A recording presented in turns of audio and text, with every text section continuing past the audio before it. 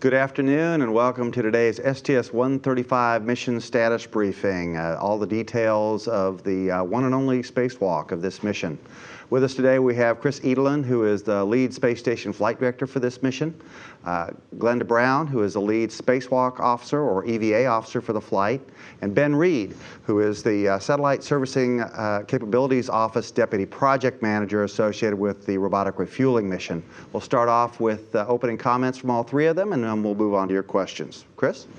Thank you, Kelly, and thank you all for coming today. I'm very pleased to report that the one and only EVA planned for STS-135 was a great success today. The crew completed all of their planned activities, including return of the failed pump module to the shuttle's payload bay in order to bring it back to Earth, transfer of the robotics refueling module to the space station for future technology demonstration, as well as several other tasks that were on our objectives list. And the crew completed the EVA within 1 minute of the planned time, which should give you some indication of how right on target they were all day, and what a good job that the team on the ground did planning this EVA. And just to give you a little bit of historical background, this EVA was not originally part of the mission plan. When the STS-135 was baselined about 9 months ago, the station program, soon after the flight was baselined, identified a high priority objective to bring back the failed pump module, so they added the EVA to this flight. And the pump module on the station is the one that failed last summer. This pumps ammonia through the coolant loops on the outside of the station, sort of like the fluid in your radiator of your car that cools your engine.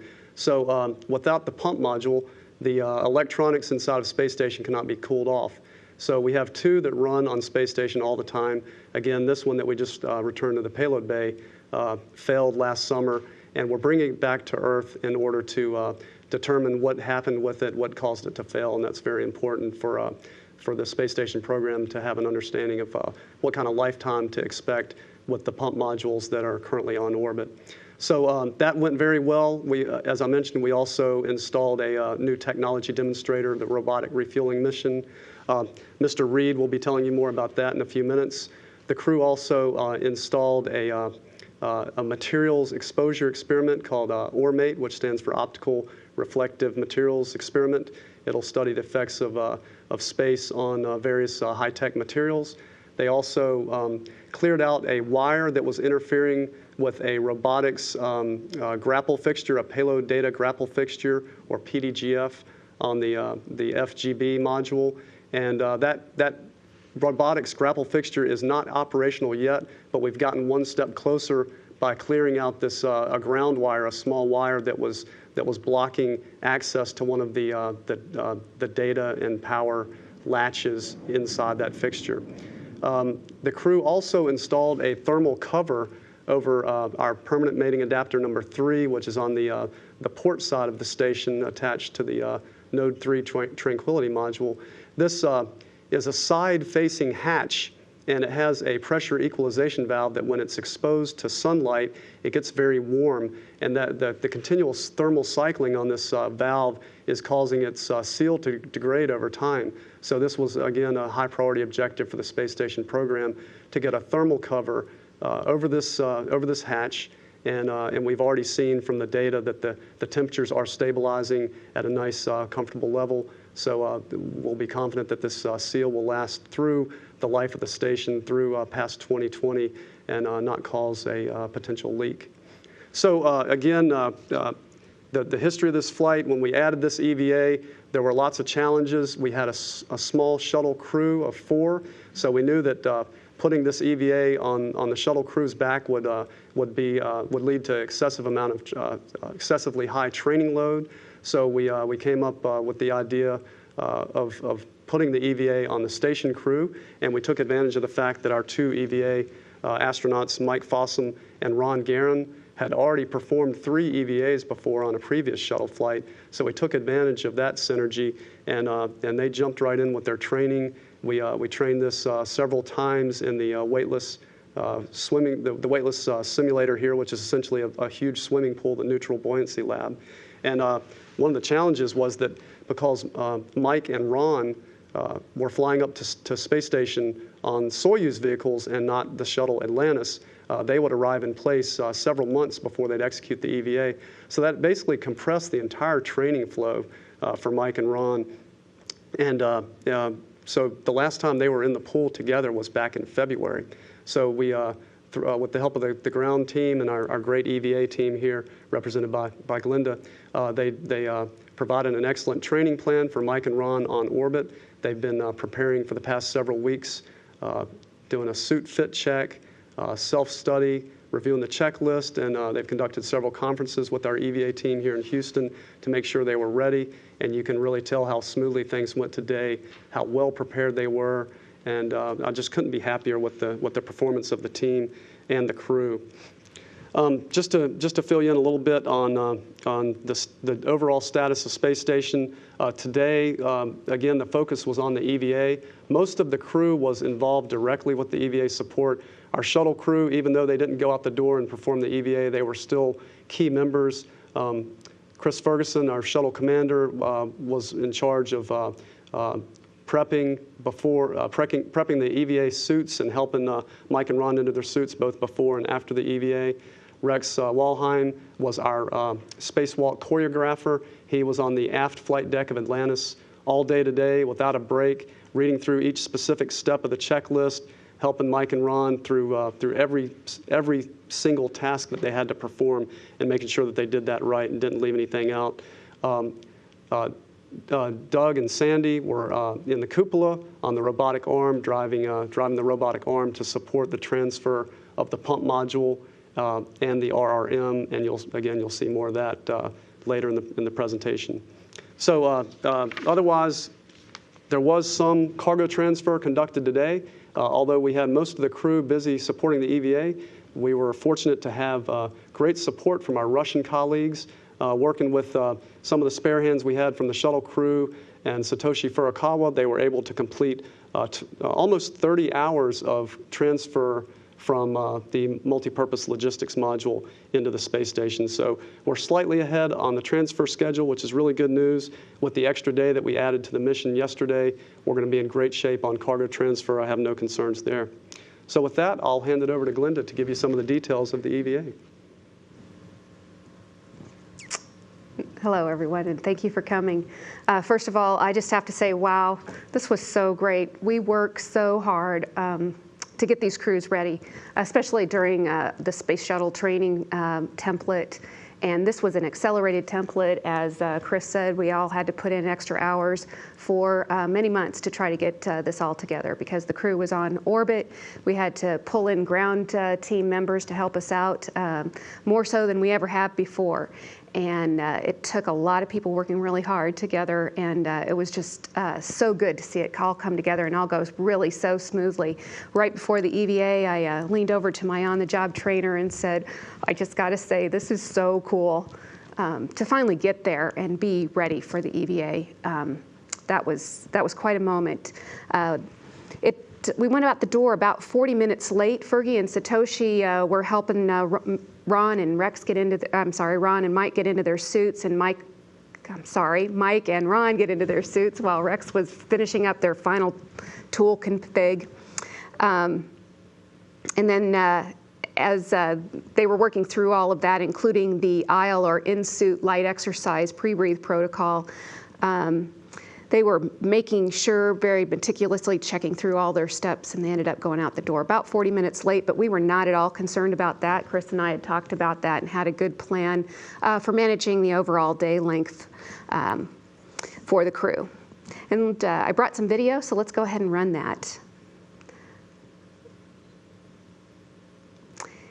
We started out installing the new COLT tools, or the Contingency Operation LAPA tools, onto the backside of the pump module platform.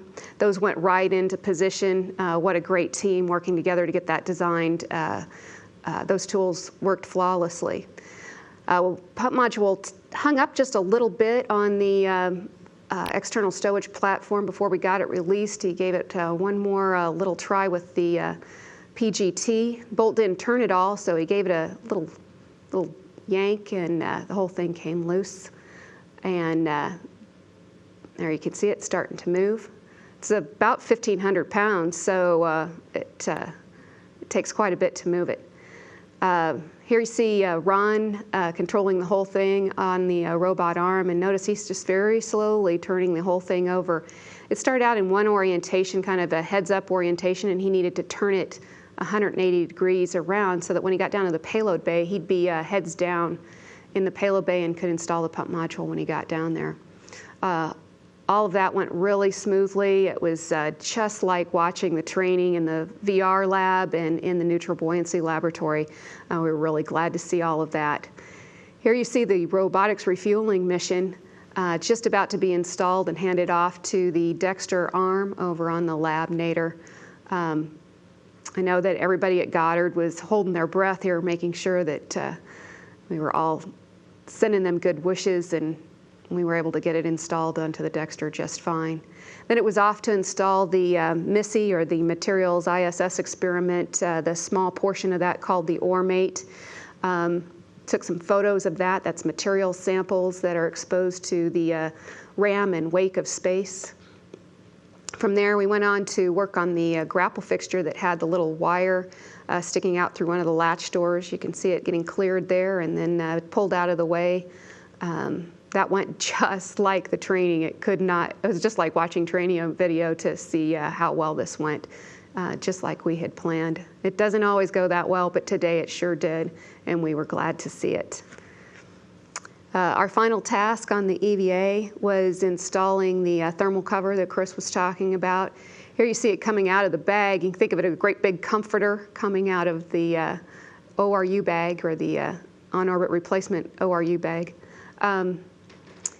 Here you can see it in its final configuration, strapped down. It's got 9 Velcro straps that hold it into position. And about the time that they had it installed in this configuration, the thermal officer in the front room in the Mission Control Center stood up and turned around and said, "I can already see it starting to take effect." He could already see it in his data just that fast. So that's a very successful project. We wanted to wrap up as close to on time as possible today, and we did that. We were able to pick up the large cutter tool out of the port toolbox. We brought that inside. The Russians are going to borrow that from us on their Russian EVA that's coming up a little bit later this summer.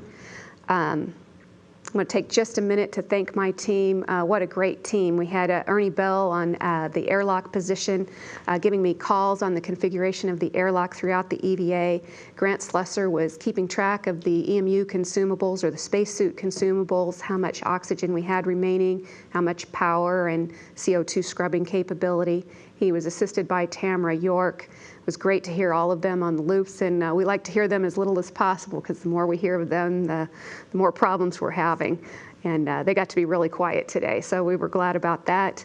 Darren Welsh was on the task console, giving me task times as we went along, pointers just in case the crew ran into trouble, keeping one finger in the contingency pages just in case they ran into trouble, and he could give me quick words to help straighten them out if required. Scott Ray was assisting him, and he actually took over and was prime for a little while. He's one of our trainers, and we allowed him to what we call hot OJT, or hot on-the-job training, for a few minutes in the EVA while we installed the PMA-3 cover. We kind of gave that to him as a prime task to get him ready for certification on International Space Station spacewalks in the future. They were also assisted by Charles Goff, who was also helping them keep track of tools, tethers, watching what was going on during the EVA, making sure that while we were listening, he was watching on the downlink. While we were taking notes and had our eyes off of the TV for a minute, he was the one watching, keeping us straight on all the other calls. Have to say, there was a little poignant moment while Ron was finishing up down in the payload bay. Those words about it being the last EVA in the shuttle payload bay were pretty touching to all of us. Of course, we're technical people and we keep our heads in the game in real time, but there wasn't any one of us that didn't have a little bit of a catch in our throat as we went on with the rest of the EVA. I also wanted to thank all the people out at the Neutral Buoyancy Laboratory. They've been great throughout the shuttle program. Prior to that, we had the WETF, or Weightless Environment Training facility at Johnson. A lot of those folks started at the WEDF and moved over to the MBL and have supported the shuttle program throughout, and wanted to thank them for doing such a phenomenal job. We've now come down to the point where we can watch a task in the NBL and compare it to on-orbit times and know just about exactly how much time it's going to take in space based on adjustment factors, knowing the experience level of the crew, the complexity of the task, the history of the various tools and products involved. I'm not saying it's all science. Took some luck today, too, to hit it on the numbers, but we certainly did, and it's a good validation of all the work that folks prior to this have put in to help us out with all of our planning tools. So a lot of thanks to all the EVA officers that have gone before me and all the hard work that they've done on the Space Shuttle program. We're not done, though. We still have an International Space Station to maintain, and we're preparing for all of that. And then we're getting ready to go explore the universe as well, and looking forward to that as well. That's all I have, and I know Ben wants to say some special words about the robotics refueling mission. I would also like to talk about the future. Thank you, Glenda, because this is not the end, this is the beginning. So first off, let me start off by saying that the words cannot express how excited, proud, and humbled I am to be part of this, this historic mission. It truly is a great day. I speak for the entire Satellite Servicing Capabilities Office at Goddard when I give my thanks.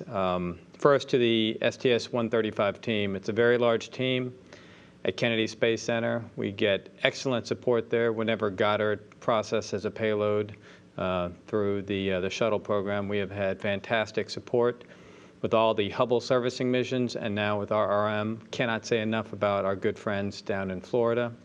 From the payloads office to the 4 EVA crew members who gave us a fantastic ride to the International Space Station a couple days ago. And speaking of the International Space Station, I would now like to thank the 2 EVA crew members, Ron and Mike, for excellent work today in getting us from the shuttle on to station. They did a fantastic job. Thank you, Glenda, for making that happen. I think it's a testament to the ability for the various centers at Goddard to work as a unified agency, what you saw today. The ISS Payloads Office at both Johnson and at Marshall. I don't think it's a stretch to say that RRM is the most complicated payload experiment to sit on ISS and be poised for future operations. And we could not have gotten to where we are today without the excellent support from the payloads offices at both Johnson and at Marshall. Canadian Space Agency, they are trusted friends with the ISS program, and they again came through with excellent form today with the Canadarm2, transferring us, helping Mike and Ron transfer us from the shuttle to ISS. And in the future, we will be using their Dexter robot, their 2-arm dexterous robot named Dexter, to perform operations with RRM module. So thank you to the Canadian Space Agency. And lastly, my thanks to the robotics refueling mission team at Goddard. My team back at Goddard is a great team from top to the bottom, from design, development, configuration management, the electrical team, the mechanical team, the thermal team, contamination. It's a large team, and they all put in incredibly long hours. Essentially, nobody on my team had a Christmas or a New Year this year as we were frantically assembling and testing the flight hardware to make the launch schedule, because we did not want to miss the opportunity to ride the shuttle one last time. So here we are. RRM, the robotic refueling mission, is now poised on ISS, which is a fantastic on-orbit laboratory. We could not conceivably envision getting a payload to orbit from concept to capture on orbit in 18 months without having ISS, that fantastic infrastructure already in place. Power, communication, thermal, 3-axis stabilized, telemetry to the ground, commands up, and a 2-armed dexterous robot waiting for action. Without all those capabilities, we would not have been able to get RRM to orbit as quickly as we did. So we are looking forward to our future operations on such an incredible orbiting laboratory. So, not to be overly dramatic, but what we hope to do with RRM is to demonstrate the tools, the technology, and the techniques for on-orbit servicing. So what is on-orbit servicing? What can it do for an agency? Well, with on-orbit servicing, a satellite that's out of fuel does not necessarily have to be discarded, thrown away. With on-orbit servicing, a brand new satellite just delivered to orbit with a deployment failure does not necessarily have to be hobbled for the remainder of its operational life, but rather could be brought back to fully operational status. So, servicing is not a panacea. It's not magical. It will not solve all of our problems. But if done properly, it can be a useful tool in the agency's toolbox. It can be another arrow, another set of options in the agency's quiver should they want to use it for repair, refueling, or on-orbit construction. So thank you for your attention, and back to you, Mike. Okay. Thanks very much for the opening statements. We'll move first to questions here in Houston, and then I understand we have a reporter on the phone bridge. So any questions, Gina? Please, sorry about the microphone, but if you'll just step up to it. Gina Sinceri, ABC News. It sounds like the spacewalkers were in a particularly good mood today. I thought I heard them trying to whistle. They were making jokes. Tell me a little bit about their attitude out on the spacewalk. Oh, the whistling thing is kind of fun because, among all the spacewalkers, they all talk about it. Can you really whistle? Because of the lower pressure in the suit, less molecules in the air, so you really have to take a deep breath and blow hard to whistle. And so they all try it. Well, I won't say they all try it, but Mike definitely wanted to try it, and you could hear him trying to give it a go. He got a little whistle out at the beginning, and I think that's just a little fun for them. You need a little something to break the tension too, because you're going out. You've got 6.5 hours ahead of you, and there's not a lunch break. So it's a lot to be thinking about as you head out the door. As we sit down at our console too. So it's fun to hear that, and that kind of puts us all in a good mood for the day. Ron was also in a good mood. Those two like to work together. They've done 3 EVAs in the past, worked that whole mission together, and did as much of their training together as they could. They were on separate rotations in the training schedule, but always fun to see them working together. Rob? Robert Perlman with CollectSpace.com.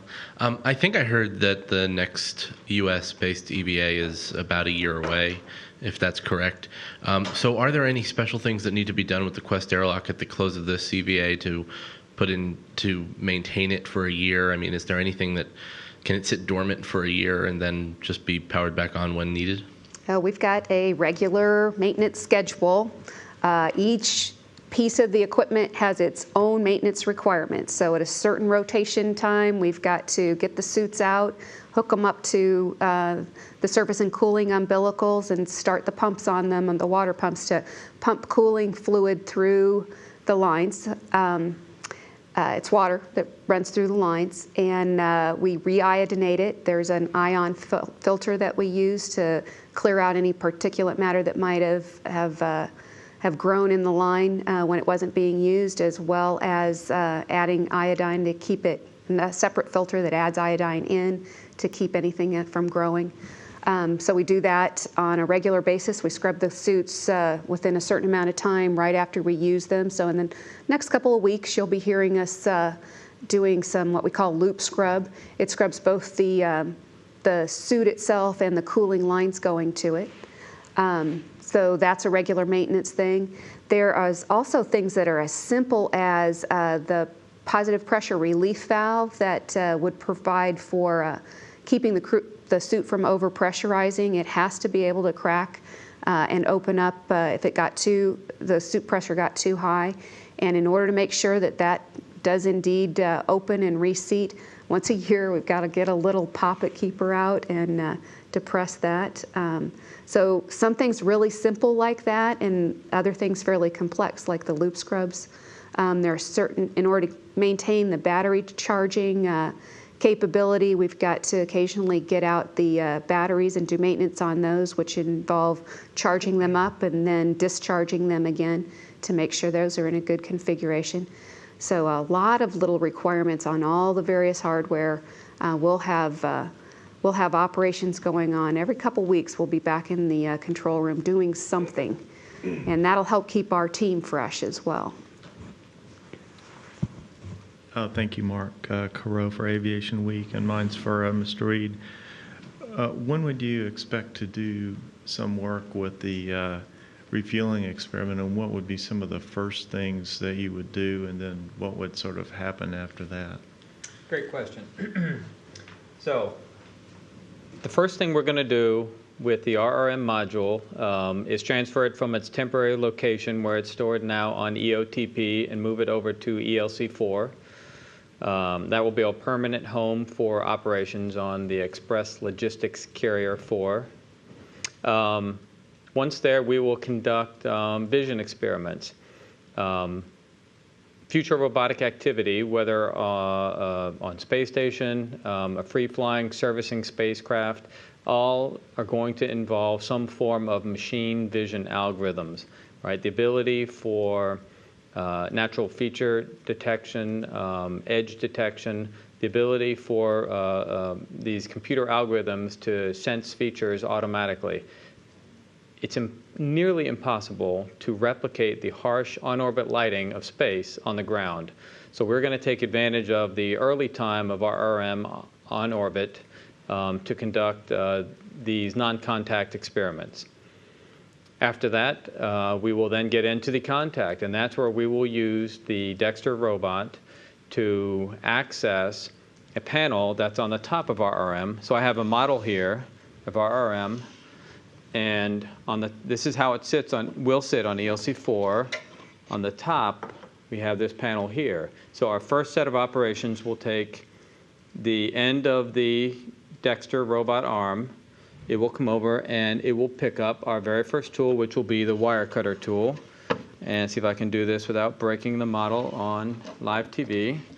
So the wire cutter tool comes out, and guess what the wire cutter tool will do? Cut wire, that's right. So we have safety wire on these valves. What you have here is a panel that is very similar to panels on orbit right now on satellites. To access some of these interfaces, we first need to cut safety wire before we can unscrew a cap. So the wire cutter tool will come in. It will be flown via the robo operator from here at Johnson Space Center. They will be using onboard cameras located here and here that are pointing at the business end of the tool. And so that robo flyer will come in, hook safety wire, command the Dexter robot's torquer drive to turn on, and that will chop the wire in half. So that's just one example of many, many more. You see the outside of the module is covered with many satellite interfaces. Basically, half of what you see are the tools to perform the operations, and the other half of what you see, items here, on the front, and on our task boards on the sides, those are all interfaces that are presently on orbit on legacy satellites. So we have mock satellite interfaces and the tools to robotically access them. So these operations will take place over the next 2 years. Philip Sloss with NASASpaceflight.com. Just a question on the grapple fixture where you got the grounding wire out of there. It looked like one of the latch doors stuck open before he left the work site, and I know that on the air to ground they said that that was okay. But was that anticipated ahead of time? And I mean, why is that okay, I guess is the other question.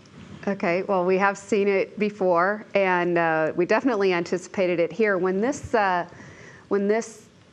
grapple fixture was inside prior to the time that was taken out and installed, the crew members were making a good inspection of it, and at that time they happened to notice that one of the doors was hanging up like that, and they were concerned about that, so they had sent us some downlink video of it, which was interesting because we pulled that video out on the last mission during the STS-134 mission to see if this wire was visible at that time.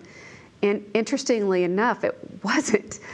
Somehow between that time when that video was taken, maybe I think that was last September or October, sometime between then and the STS-134 mission, that wire managed to find its way out. You asked about the door, though, and during that time he was seeing that the door was sticking, and that's why he sent us the video down. And we had all the folks up in Canada go take a look at that, make sure that that was okay, and they think that they have seen it a number of times before. It eventually shakes loose, so we're not at all concerned about it.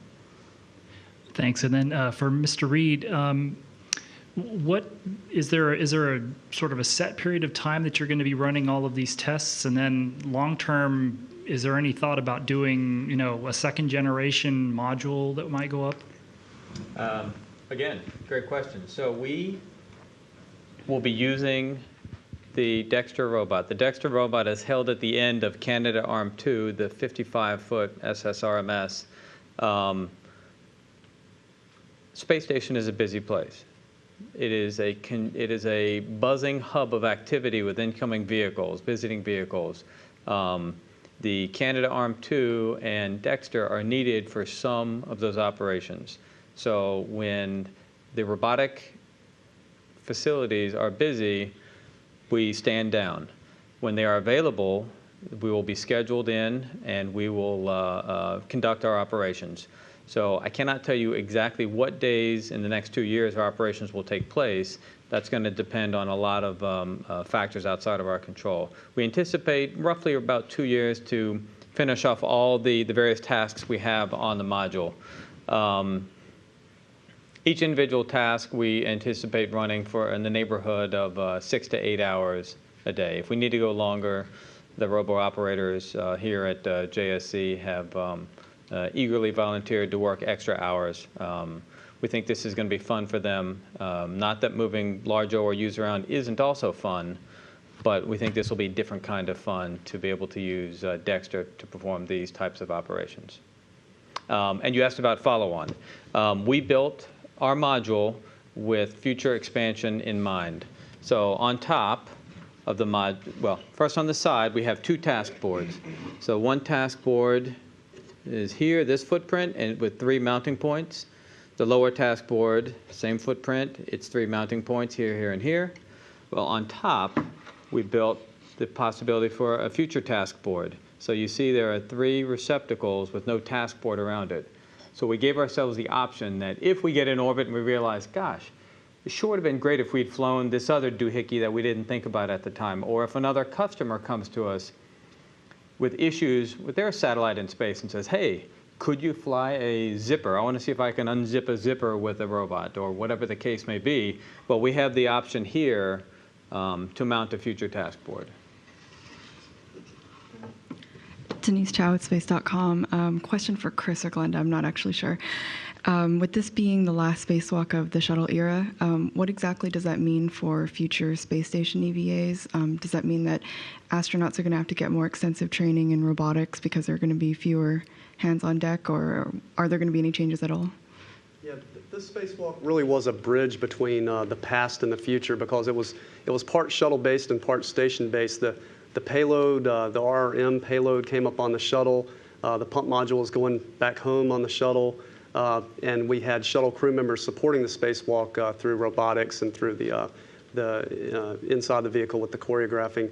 But It also shows you the way of the future because our space station crew performed the spacewalk. That is how all our future spacewalks will be performed. Glenda mentioned how we always keep our airlock on the space station ready to go. That's to support not only the planned spacewalks, but also contingencies. I mentioned how the pump module failed last summer, the one that we brought back today, or put in the payload bay today. That is an example of one of our, currently we have about 11 on the list of EVAs that we need to be ready to execute within about a 2-week time frame. There are, again, other contingency cases that would require a short turnaround EVA in order to assure the survival of the space station. So every space station crew that flies receives training in those contingency EVAs so that they're ready to go if they're called to do so, and as well as any planned EVAs. For example, if we end up adding additional components to RRM, as just one example, or other tasks that will be required, then we'll train crews specifically for those tasks. We'll train them similarly to what we did for Mike and for Ron for this EVA, extensive training in our neutral buoyancy facility here in Houston, as well as after they get on orbit. It may have been a couple months since the last time they practiced it. They'll get additionally extensive training on orbit study and preparation before they go out the door and actually do the spacewalk. Any further questions here in Houston? If not, Marcia Dunn, are you on the phone? Yes, I'm here. Thank you. I have a couple questions for Glenda. I was wondering, when exactly is the next spacewalk by American astronauts at the space station? I don't have the exact date with me, but it has been moving around a little bit. We'll get the current planned date. It is next fall, in fall of 2012, but I can't get you the exact date.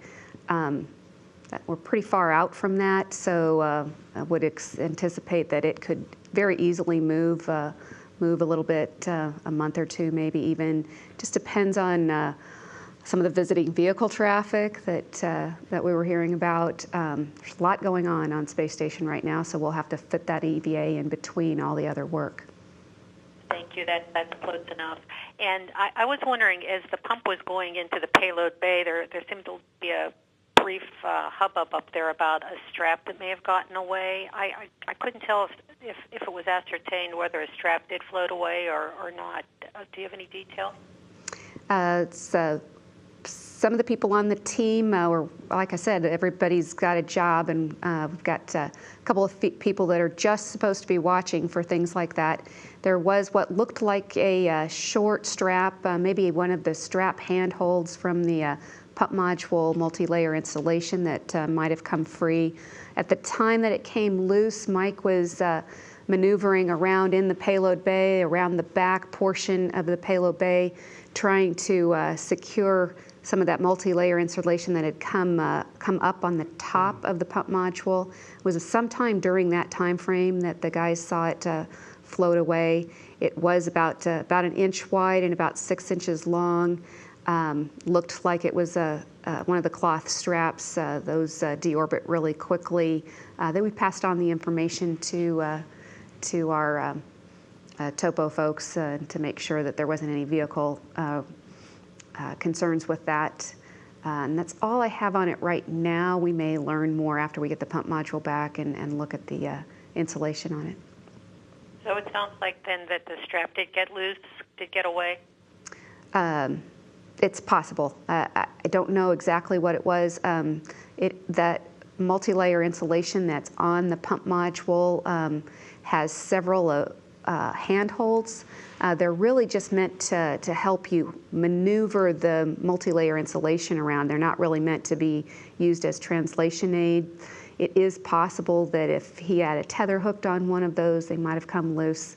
They're not designed to take a lot of loads. They're just meant to help you manipulate the MLI. I don't really want to speculate on it anymore. It could have been any number of things. Again, we aren't concerned about it being a recontact issue or anything like that. That's fine. Thank you. Okay. Any further questions here in Houston? If not, we'll wrap this briefing up. Thank you very much for coming. Looking forward on NASA TV schedule. Coming up at 6 o'clock Central, 7 Eastern, we'll have today's video file. The crew, of course, is getting ready to go to bed right now on both sides of the station, the shuttle. And then we'll be having the International Space Station Flight Director update with Courtney McMillan at 11:45 Central, 12:45 Eastern. And with that, we'll close this briefing out. Thank you for coming.